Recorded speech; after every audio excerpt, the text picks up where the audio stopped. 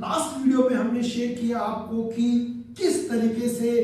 ऐसा क्या structural reforms हुए, गवर्नमेंट की ऐसी कौन सी पॉलिसीज आई, बीपीओ इंडस्ट्रीज का ऐसा क्या कंट्रीब्यूशन रहा जिन्होंने एक तरीके से इस गुड़गांव रियल एस्टेट की एक नींव रखी। अब इस वीडियो में एक्चुअली में ग्राउंड पे जो चेंजेस आए या जो डेवलपमेंट्स हुई, इन सब के साथ में मैं अपनी इस वीडियो को स्टार्ट कर रहा हूं। तो दोस्तों, समय था दिसंबर 2006। दिसंबर 2006 का जो समय था, उस समय गुड़गांव में सेक्टर 1 से सेक्टर 57A तक केवल यही सेक्टर्स थे। उस समय बाकी कोई भी और सेक्टर्स या कोई गुड़गांव की और डेवलपमेंट्स उस समय नहीं थी। तो दोस्तों, दिसंबर 2006 में गुड़गांव का नया मास्टर प्लान आया, गुड़गांव मास्टर प्लान 2031। 2031 का जो मास्टर प्लान है उस समय में बनाया गया और उस मास्टर प्लान में आफ्टर 1 से 157 सेक्टर 58 से लेकर सेक्टर 115 तक को गुड़गांव के मास्टर प्लान में शामिल किया गया और उसके बाद गुड़गांव का नक्शा ही एक्चुअली में ग्राउंड पे बदलना शुरू हो गया। तो दोस्तों, as per the master plan 2031, जो आज आप द्वारका एक्सप्रेसवे का इनॉग्रेशन पिछले कुछ दिनों से सुन रहे होंगे। 2006 में द्वारका एक्सप्रेसवे को 2031 के मास्टर प्लान में स्टेट हाईवेज अनाउंस किया गया। 2006 में जब द्वारका एक्सप्रेसवे को स्टेट हाईवेज अनाउंस किया गया, इसका टारगेट रेट था, टारगेट कंप्लीशन था 2010। कॉमनवेल्थ गेम से पहले एज पर द प्लान इसको तैयार होना था, लेकिन 2010 तक इस हाईवे के, एक्सप्रेसवे के गड्ढे तक नहीं खुदे थे। यस, ये सच है कि 2010 में जब इस स्टेट हाईवेज को कंप्लीट हो जाना चाहिए था, इसके गड्ढे भी नहीं खुदे थे। 2006 में ये अवार्ड किया गया था इंडिया बुल्स कंपनी को बनाने के लिए, लेकिन इंडिया बुल्स कंपनी अगले 4 साल के अंदर इसका 9 किलोमीटर तक का एरिया भी पार्ट में कंप्लीट कर पाई। उन्हें बहुत हर्डल्स आए, लैंड एक्विजिशन में हर्डल्स आई और बहुत तरह के उनके इंफ्रास्ट्रक्चर के हर्डल्स थे, जिस वजह से वो 2010 तक पूरा नहीं हो पाया। और दोस्तों, ये भी एक बहुत इंपॉर्टेंट पॉइंट है कि उस समय में जो प्रोजेक्ट वहां पे लॉन्च हुए थे, इस उम्मीद में कि ये द्वारका एक्सप्रेसवे बनेगा और रियल एस्टेट बूम करेगा। एटीएस का प्रोजेक्ट आया, गॉर्डेज का प्रोजेक्ट आया, एटीएनटी का प्रोजेक्ट आया और आप हैरान होंगे, उस समय उन प्रोजेक्ट का रेट था 5500 रुपए से 5600, 5500 से 5600 पर स्क्वायर फीट पे जो प्रोजेक्ट 2011-12 में द्वारका एक्सप्रेसवे पे लॉन्च हुए थे, आप हैरान होंगे सुन के कि 2019-20 तक उन प्रॉपर्टी का रेट सेम का सेम रहा। इवन कुछ लोगों ने जिन्होंने एक हायर रेट पे बाद में इस दौरान बुकिंग की थी, उनको जो कि वेट नहीं कर पाए, उस प्रॉपर्टी से अपने कम प्राइस पे उसको सेल करके उस प्रॉपर्टी से एग्जिट लेना पड़ा। तो ये स्टोरीज बनाने का और ये इंफॉर्मेशन देने का जो मैंने शुरू से आपको मकसद बताया, आपको इन सारी चीजों का ध्यान शुरू से रखना होगा कि गवर्नमेंट की क्या पॉलिसीज है और कहां तक उन पॉलिसीज का कंप्लीट होने का भी एस्टिमेट है। वरना इस तरह की प्रॉब्लम आपको किसी और सिटी में या किसी और जगह में आपको ये प्रॉब्लम्स फेस कर सकते हैं आप। तो 2010 तक सेम स्टेटस रहा। उसके बाद 2014-15 में नितिन गडकरी सर की गवर्नमेंट आई और उन्होंने as a transport minister BJP government में, मोदी जी की गवर्नमेंट में नितिन गडकरी जी ने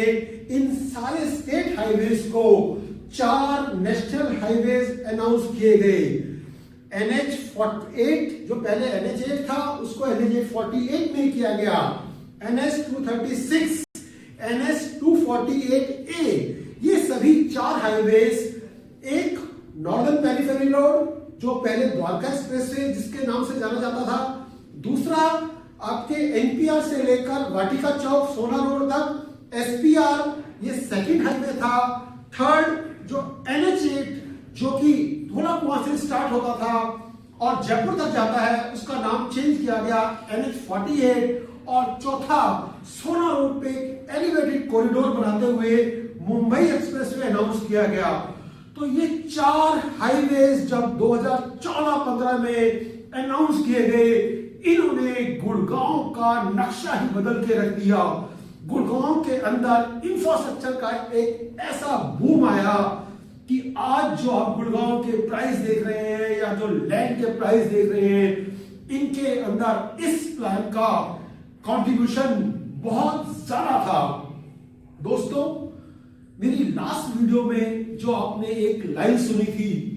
वो कौन सी काली रात थी? जो रात तो बहुत काली थी लेकिन गुड़गांव को चांदनी दे गई।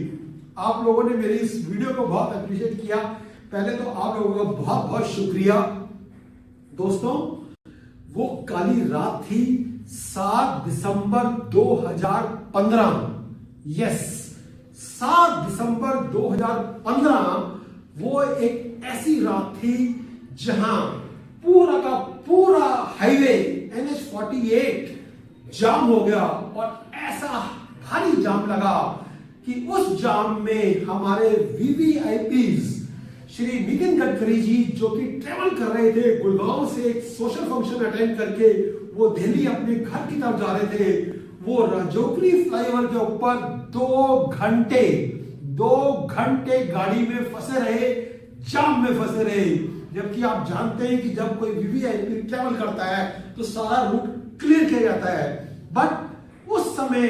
हाईवे की सिचुएशन ऐसी खतरनाक हो गई कि 2 घंटे ट्रांसपोर्ट मिनिस्टर को, एक कैबिनेट मिनिस्टर को गाड़ी में बिताने पड़े क्योंकि पूरा हाईवे इस तरह जाम था। तो वो एक ऐसी काली रात थी। लेकिन